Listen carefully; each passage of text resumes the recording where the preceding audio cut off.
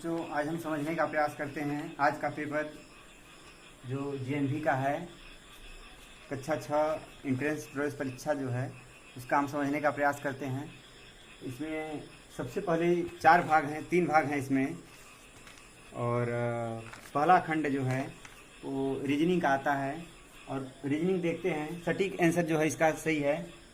पहला आंसर देखिए, पहले आंसर का ये जो हमारे हाथ में पेपर है, ये खंड के जो है के परीक्षा कोड का है, पेपर कोड का है। इसमें पहला देखिए, पहला प्रश्न का आंसर जो है बराबर बराबर हैं और तीसरे नंबर में जो है अलग है, तो इसलिए इसका जो होगा ऑप्शन नंबर सी होगा। ये वर्गीकरण है और इसमें हमको देखना है, अलग छांटना है, तो ये हुआ पहले का सी। दूसरे में चलते हैं तो दूसरे में देखते हैं तो पहला वाला जो क्वेश्चन है वो PQRS, ये क्लॉकवाइज चलता है, जबकि जो दूसरा वाला क्वेश्चन है वो RPQRS एंटी क्लॉक में है। तीसरा वाला भी PQRS एंटी क्लॉक में है, चौथा वाला भी PQRS एंटी क्लॉक में है। तो जो आंसर होगा इसका सही आंसर ऑप्शन नंबर ए। तीसरे क्वेश्चन पे चलते हैं तो तीसरा क्वेश्चन देखते हैं जो है, इसका देखेंगे इस प्रकार से। तो देखिए 3 गोले और 1 त्रिभुज, 3 गोले 1 त्रिभुज, 3 गोले 1 त्रिभुज, और चौथा भी है 3 गोला 1 त्रिभुज। लेकिन इसमें नोक जो है वो ये सेंटर की तरफ है, और इसमें भी सेंटर की तरफ है, इसमें भी सेंटर की तरफ है, और इसमें जो है परिधि की तरफ है, इसलिए जो है इसका ऑप्शन नंबर डी सही है। और आगे चलते हैं चौथा नंबर में, तो TIC, CTI, TEC, ITC सभी जो हैं CIT शब्द से मिलकर बना है, और जो तीसरा ऑप्शन है ये हमारा अलग है।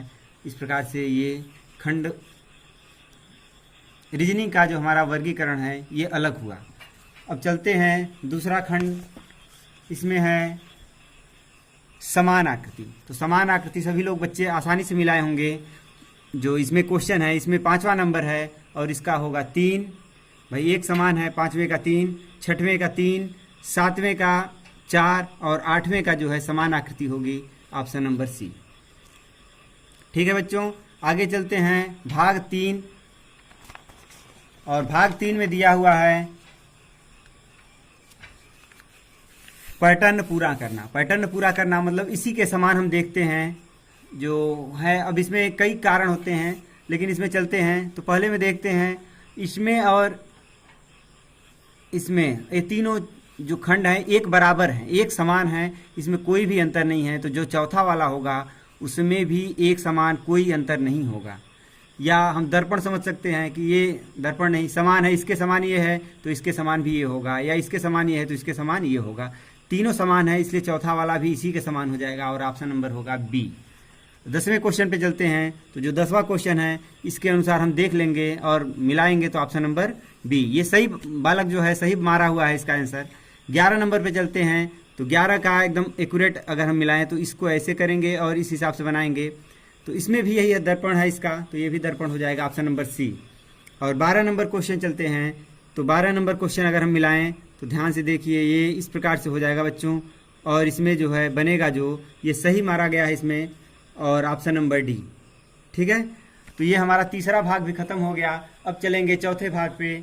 चौथा भाग हमारा इसमें पूछा हुआ है श्रेणी क्रम। श्रेणी क्रम का मतलब जैसे 1 आता है, 2 आता है, 2 के बाद 3 आता है, 3 के बाद अगर कोई पूछ दे क्या आएगा तो हम क्या बताएंगे, 4 आएगा। उसी प्रकार से इसमें भी होता है कि कैसे होगा, वो हम वर्बल में चले या नॉन वर्बल, मतलब इसको बोल नहीं सकते, इसमें केवल हमको देख के समझ के करना है। तो इस हिसाब से इसका जो होगा, अब पहले में चलते हैं, एक भाग यहाँ पे है, दूसरे में क्या हुआ कि 1 से घुमा हुआ है और घूमने के बाद मतलब 90 में आ गया, यहाँ पे आया, फिर इसके बाद क्या किया, कोई दिक्कत नहीं, एक आकृति बढ़ गई। फिर आगे क्या हुआ, फिर घूम गया और एक आकृति बढ़ गई, फिर घूमेगा और एक आकृति बढ़ जाएगी। तो जो है ऑप्शन नंबर होगा हमारा बी होगा और एकदम सटीक सही होगा। 14 नंबर में चलते हैं तो ध्यान से देखो, 14 नंबर भी क्वेश्चन बहुत बच्चों का गलत है, तो इसमें ध्यान से देखना है। 14 नंबर ही क्वेश्चन इसमें का जो है अगर है तो जानदार है। 14 और 16 2 क्वेश्चन इसमें हैं। तो 14 नंबर जो है तीर देखो ऊपर की तरफ है, और तीर की पेनी जो है, जो तीर के नीचे होता है वो जो है इसमें एक में, अगले वाले में क्या हुआ है, इस हिसाब से बढ़ा हुआ है। फिर आगे देखो तो एक तीर बढ़ाया हुआ, लेकिन इसकी जो पेंदी है निचला सिरा वो ऊपर की तरफ होगा और ऑप्शन नंबर 2 होगा। बहुत सारे बच्चे इसमें ऑप्शन नंबर डी मारे हैं, लेकिन डी नहीं होगा और इसका करेक्ट आंसर है बी। 15 नंबर क्वेश्चन चलते हैं तो देखते हैं, ये जो है आकृति हम समझते हैं। देखिए बच्चों, इसको हम बोर्ड पे समझने का प्रयास करते हैं। थोड़ा सा पीछे होइए तो बोर्ड पे दिखाएं। जो आकृति है देखो ध्यान से, ये इस प्रकार से बनी हुई है और ये इस प्रकार से है।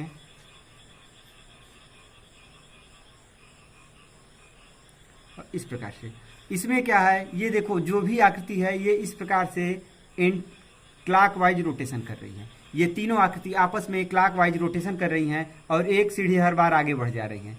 तो इस हिसाब से अगर हम देखते हैं तो अब देखते हैं चित्र में, और चित्र में देखेंगे तो ये जो गोला वाली पाई है वो क्या आ गई, नीचे आ गई और ये आपस में ऊपर चढ़ गए। तो इसी प्रकार से फिर वही चीज़ होगा और आगे हो जाएगा। अगला जो ऑप्शन आएगा वो ऑप्शन नंबर बी आएगा।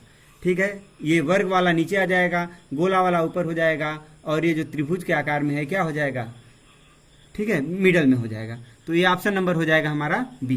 15 के बाद पढ़ते हैं अब 16 नंबर। 16 नंबर की आकृति जो है, इसमें 16 नंबर की जो आकृति है ध्यान से देखिए बच्चों, 16 नंबर का भी रोटेशन पे है, केवल और केवल रोटेशन है, इसमें और कुछ भी नहीं है। तो ये यहाँ पे है और इसको क्या किया कि 90 डिग्री घुमा दिया। 90 डिग्री वो भी किस डायरेक्शन में, तो एंटी क्लॉक डायरेक्शन में, घड़ी के उल्टी दिशा में घुमा दिया।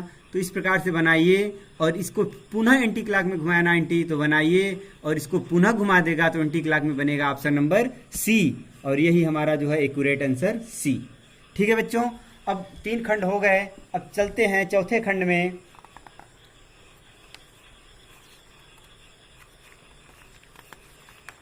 चौथा खंड जो शुरू होगा वो हमारा 17 नंबर से, और इसमें जो चौथा खंड दिया है वो है सहसंबंध। सहसंबंध का मतलब 2 का संबंध 4 से है तो 3 का संबंध किससे होगा, तो 3 का संबंध होगा 9 से, क्योंकि ये वर्ग हैं। तो इसी प्रकार से इसमें वो वर्बल था, ये नॉन वर्बल में है। तो इसमें हम पढ़ते हैं, देखिए बच्चों ध्यान से देखो, वृत्त में क्या किया है, 2 पाई किया है और इस दोनों पाई को इसका संबंध बना दिया कि ये 2 पाई को 2 भाग में बांट दिया, 4 भाग में।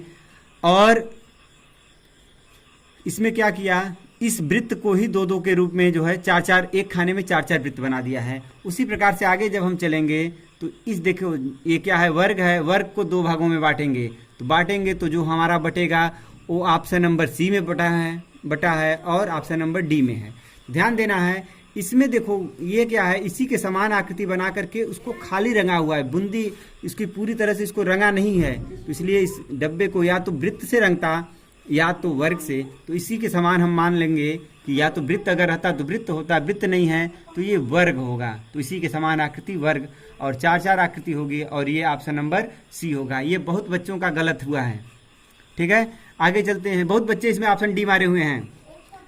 18 नंबर क्वेश्चन देखते हैं। तो 18 नंबर क्वेश्चन बहुत आसान है। इसमें क्या किया गया है, जो पाई वाला है केवल उसी आकृति के भाग को लिया गया है और शेष वाला क्या किया, काट दिया गया है। तो जो इसका आंसर होगा सटीक, और रंगे हुए भाग को जो पाई डैश बनाया हुआ है उसको खाली कर दिया है। तो इस हिसाब से जो ऑप्शन नंबर होगा बी है। ये बालक एकदम सही किया हुआ है। आगे चलते हैं 19 का। तो इसमें देखो इसका क्या किया हुआ, बी बनाया है लेकिन अगला वाले में क्या कर दिया, उल्टा बना दिया, मतलब इसका दर्पण प्रतिबिंब बना दिया। तो ई का भी दर्पण प्रतिबिंब बना के एक साथ कर देगा और आएगा ऑप्शन नंबर ए।